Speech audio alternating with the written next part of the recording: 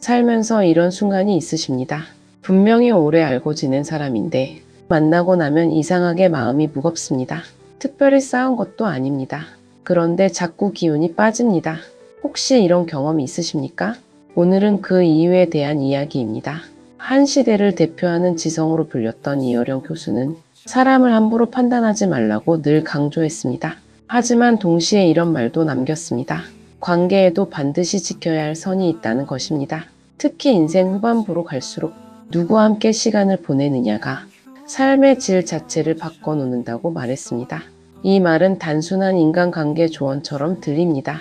하지만 조금만 깊이 들여다보면 우리의 노후와 건강, 가족 관계까지 직접 연결되는 이야기라는 것을 알게 됩니다. 지금까지의 핵심은 간단합니다. 나이가 들수록 관계를 맺는 기준이 달라져야 한다는 것입니다. 그렇다면 구체적으로 어떤 사람을 조심해야 할까요? 먼저 첫 번째 유형부터 살펴보겠습니다. 상대를 존중하지 않고 함부로 말하는 사람입니다. 말은 순간이지만 상처는 오래 남습니다. 특히 가까운 사이일수록 이런 말은 더 아프게 다가옵니다. 농담이라는 이름으로 자꾸 깎아내리고 무시하는 말을 반복하는 사람이 있습니다. 이런 사람과 자주 만나다 보면 본인도 모르게 마음이 지쳐갑니다. 이어령 교수는 예의 없는 말이야말로 관계를 무너뜨리는 가장 빠른 지름길이라고 표현했습니다. 여기서 잠깐 생각해 볼 부분이 있습니다.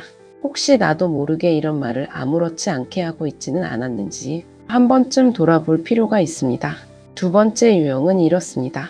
자신의 이익만 생각하는 사람입니다. 필요할 때만 연락하고 도움을 받고 나면 금세 멀어지는 사람이 있습니다. 이런 관계는 오래 이어지기 어렵습니다. 이어령 교수는 관계란 이용하는 것이 아니라 함께 지켜가는 것이라고 말했습니다.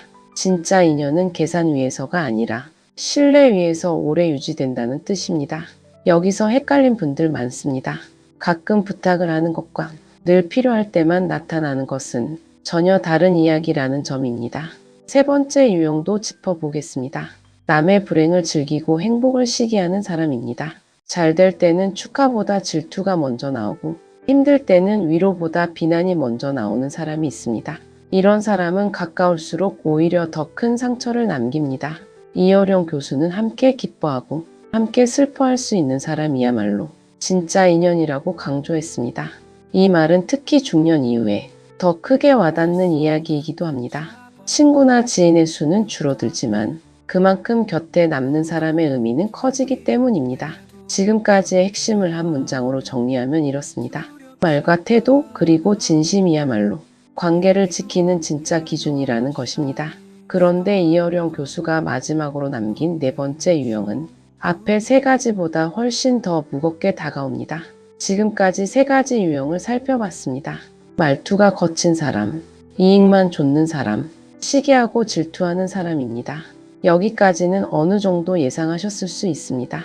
문제는 이게 전부가 아니라는 점입니다. 이어령 교수가 진짜로 강조한 마지막 유형은 바로 이것입니다. 끝까지 자신의 잘못을 인정하지 않는 사람입니다. 모든 문제를 남 탓으로 돌리고 사과해야 할 순간에도 자존심을 먼저 내세우는 사람이 있습니다. 이런 사람은 겉으로는 큰 문제가 없어 보입니다. 싸움도 잘 일으키지 않고 말투도 특별히 거칠지 않을 수 있습니다. 그래서 오히려 더 오래 곁에 남는 경우가 많습니다. 하지만 시간이 지날수록 같은 방식의 상처가 반복됩니다. 이어령 교수는 이렇게 표현했습니다. 관계를 원수처럼 만드는 것은 한 번의 큰 실수가 아니라고 말했습니다. 반복되는데도 반성하지 않는 태도, 그 자체가 진짜 문제라는 것입니다. 여기서 잠깐 현실적인 이야기를 해보겠습니다. 가상의 사례입니다. 50대 후반의 한 여성은 오래된 친구 관계 때문에 고민이 많았습니다. 크게 싸운 적은 없었습니다. 그런데 매번 갈등이 생길 때마다 그 친구는 항상 이유를 다른 곳에서 찾았습니다. 처음에는 그러려니 넘겼습니다. 하지만 같은 상황이 몇 년째 반복되자 관계 자체가 버겁게 느껴지기 시작했습니다. 이 사례가 말해주는 것은 분명합니다. 관계를 힘들게 만드는 것은 거창한 사건이 아니라 작은 태도의 반복이라는 사실입니다. 그리고 이 지점에서 이어령 교수의 메시지가 다시 연결됩니다. 인생 후반부에 정말 중요한 것은 많은 인연을 유지하는 것이 아닙니다. 나를 지치게 만드는 관계를 조용히 정리할 줄 아는 용기입니다. 지금까지의 핵심을 한 문장으로 정리하면 이렇습니다. 반복되는 상처 앞에서 반성하지 않는 태도야말로 가장 조심해야 할 관계의 신호라는 것입니다. 그렇다면 이제 우리는 무엇을 준비해야 할까요? 여기까지 오면 자연스럽게 이런 생각이 드실 수 있습니다. 그렇다면 이제 누구와 함께 해야 하는지 궁금해지십니다. 이어룡 교수의 메시지는 결국 하나로 모입니다. 사람의 품격은 지식이 아니라 삶을 대하는 태도에서 드러난다는 것입니다. 상대를 존중하고 욕심보다 배려를 먼저 선택하며 자신의 잘못을 돌아볼 줄 아는 사람, 그런 사람과 함께하는 시간이 인생 후반부를 지탱하는 힘이 됩니다.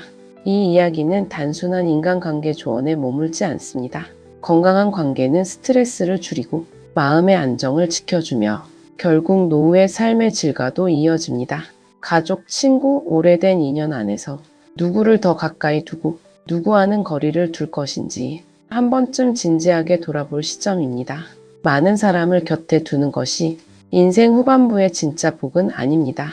서로를 존중하는 사람과 끝까지 함께 할 수 있는 것, 그것이야말로 진짜 복이라는 것입니다. 여러분은 어떻게 생각하십니까? 지금 내 곁에 있는 사람들 중에서 정말 오래 함께하고 싶은 사람은 누구인지, 그리고 혹시 조용히 거리를 두어야 할 인연은 없는지 한 번쯤 떠올려 보시면 좋겠습니다. 다음 영상에서는 나이가 들수록 더 중요해지는 대화법에 대해 차분하게 이야기 나눠보겠습니다. 구독과 좋아요는 한 번 더 생각해 보게 되는 힘이 됩니다. 오늘도 행복한 하루 되세요. 감사합니다.